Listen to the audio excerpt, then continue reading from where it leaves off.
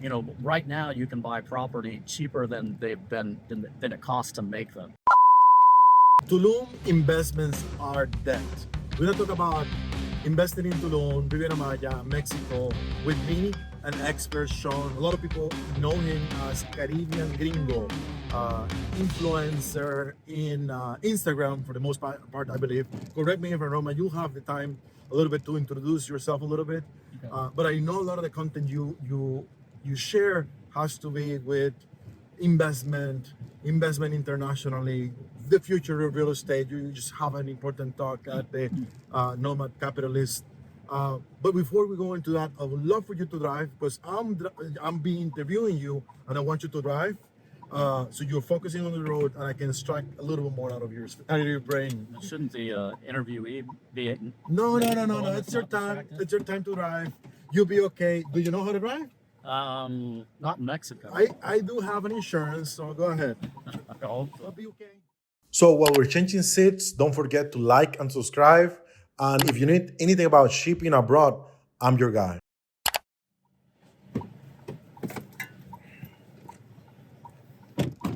Here you go, Sean. well, I got to move the seat way up. Thank you for joining. Yeah, go ahead, set yourself up. Yeah. Okay. It does I'm go a up. pretty tall dude. Yeah. And I want to make this video and all of the videos for our channel about 10 minutes, 12 minutes for the most part. First, I want you to introduce yourself so people get a little more of context. And if you don't know who I am, my name is Pablo Arias. I'm the founder of International Relocation Partner. And we are a business that help people move internationally. Our main business is doing international shipping, so you can call me your shipping guide. But I'm very intrigued about why people move to different locations, maybe Costa Rica, maybe Riviera Maya in Mexico or Portugal, whatever it might be. And I always trying to find people like Sean who is immersed on that specific market to give us some insight. Say hi, Sean. Hi, Sean. It's it is more difficult to talk and drive, isn't it? It's just, go ahead. I don't think it's more difficult. It's that you have to be paying attention to a couple of things at the same time. And maybe you're going to give us, you're going to get yourself in trouble because I'm not going to edit the video. Okay. All right. So my name is Sean Gillespie. You can find me on Instagram, YouTube, TikTok, all under Caribbean Gringo. I talk a lot about what it's like to live in Mexico as somebody that was, basically from the U.S., grew up, lived his whole life in the U.S. And, my perspective is when I first moved here, I lived in Acamal, a very, very quiet area. Love it. And I was literally afraid to go into the little Puebla. My very first time going into the Puebla, I was walking and there was a Canadian couple and they were walking back from the Puebla and we asked them how was it? How's the town? And they said, you need to turn around. It's very dangerous. It's like really scary. You're kidding. No. Is it? So not so. So we turned around and it was several weeks before we went back, but the locals kept telling us, how nice it was, the foods, the people, the food. And what they said that resonated with me was it's poor, but the people are very nice and it's a very safe community. Right.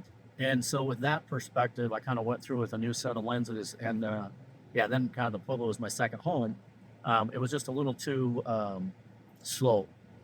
So, being recently divorced, I had to find a little more social activity. So that's why I moved to Playa. But today we're talking about. Yeah, I'm really intrigued about because I seen a lot of content in Spanish in Mexico. Yeah. Really highlighting, why the investments in Tulum are dead. Yeah. It's been a bubble. A lot of people throw lots of money. A lot of investments, developers start, building on this small fish village with beautiful ocean, but it's still small. And now the market sort of collapsed or the bubble sort of. Yeah, there was a bubble. It has definitely collapsed. It peaked in probably 2020 during COVID. And so because Mexico had very good, policies for COVID, people from all over the world were flocking to Mexico, and a big part of them were coming to Tulum because Tulum was really good for, we'll say, digital nomads, people that could work from anywhere in the world, right? And so you had a lot of people coming in. Most of them, or a lot of them, were single, or very few families. They were pretty much single or young couples. And so they went through a big housing build, and they'd sold all the inventory that was available. Mm-hmm. And then because everybody was coming, they started building just a shit ton of studios and one-bedroom apartments or condos. And they were selling everything that, for a while they were selling everything they could build. And so then they brought in more developers and more developers. And then it got to the point where they've got currently, last I checked, there were like 500 active developments being built. Wow. That's crazy. And on top of that, there were supposedly somewhere around 10,000 units that are sitting empty. So just to narrow this thing, and it will be easier for me to kind of like pinpoint what are the three main reasons. What would you say the third reason this place is in trouble from an investor standpoint? Yeah, so there's a few things, and maybe it's more than three, but one of the things is beach access. So it's the What do you mean? like It's water all over the place. It's difficult to access the beach though. So most of the beaches that you can access have been through the hotel zone, and the hotel zones have been building like shoulder to shoulder, putting up fences, putting up gates. Okay. And you can't get through them. So is this the place where if you want to go to a hotel, you have to pay money to go to a hotel? Yeah, so you'll have to pay like a hotel to stay there to access the beach, or you would have to pay a beach club. And like a pass, like a day pass. Yeah, but these beach clubs are expensive. How much? I just went to one in Ishkuha, which is not typically as expensive as Tulum, $70 a person. Wow. Did it give you like a drink or something, or just? Well, they give you credit for food. But they've jacked up the prices on all the food. Everything is expensive. So you get like 6 pieces of fried shrimp for $30, and yeah, where you can get that in any other place in like maybe Playa or Mexico for like I don't know, right, $10 or less. So I think that's been a big issue is that having free access to the beach I think would be huge. Now supposedly they're getting that cleaned up a little bit with accessing beach through the new Jaguar Park. Okay. But then I'm also hearing that you can't bring in coolers and stuff like that. Like Playa del Carmen, for instance, you come to the beach here, we're coming up on Colosio here. I can take my dog, I can take an ice chest, I can bring in an umbrella, chairs. I don't have to pay any money, right? And so you don't really have that in Tulum. So the limitation of having access to the beach, that's part of it. It's an issue for the local tourism. So you only rely on the international tourists. But the local tourism will definitely have to have access to the beach. Right. We're not going to pay $75. No. And that's the access a club. Yeah, and I did a video on this just yesterday. It's like it's really sad that you have probably 4 million people in the state of Quintana Roo now, and on any given day, you may have 400 or 500 across the entire state that are able to access and enjoy the beaches, and they're doing that through Cancun and Playa mainly. Ooh, okay. So beach access is big, even because most of the housing in Tulum is not on the beach. So you spend a lot of money to go rent a house. Mm-hmm. You want to go to the beach, and they're like, okay, well, if if you have a car, you typically have to pay big money to park your car. Yeah. Then you're paying $50 to $100 a person. If you're a family of four, it's going to cost you $200 a day or more. The social advantage of owning property in Tulum is gone because it's too expensive to access. Yeah. Those resources, those benefits of living in Tulum. Right. I think years ago you had holes in the property in the fences, so you could stay there.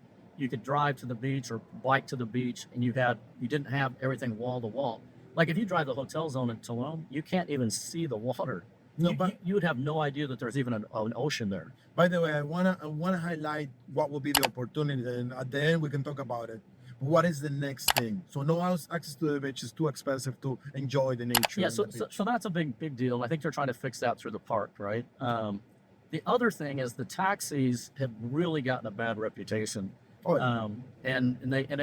A lot of it happens, especially during the really busy season. So in December, January, February, the really busy seasons.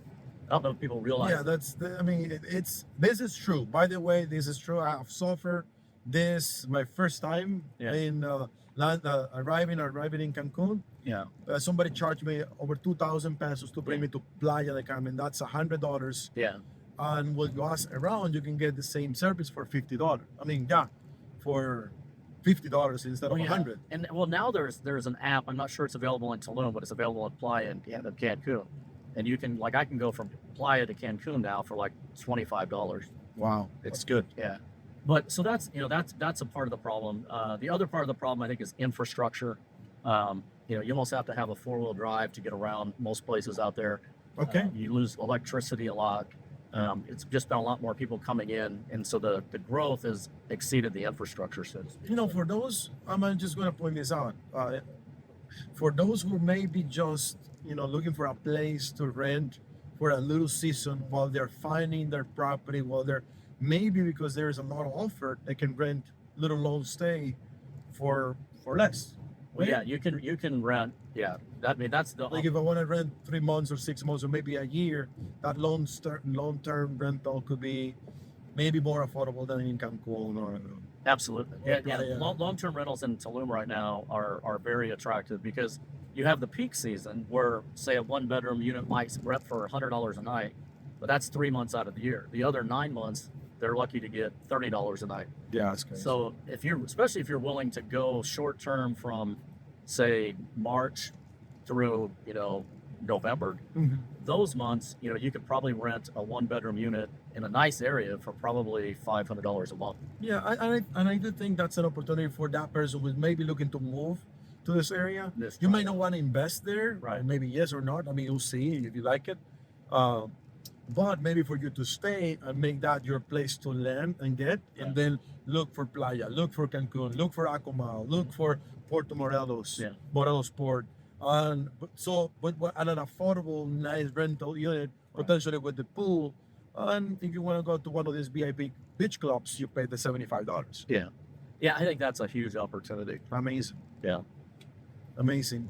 And what will be the last thing? The last thing, and I really don't want to talk about it too much, but they have had some issues with organized crime, right?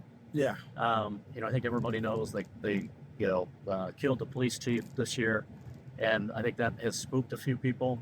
The one thing I'd like to iterate to people is, Mexico does have a very high homicide rate, but the homicide rate in Mexico for tourists It's done.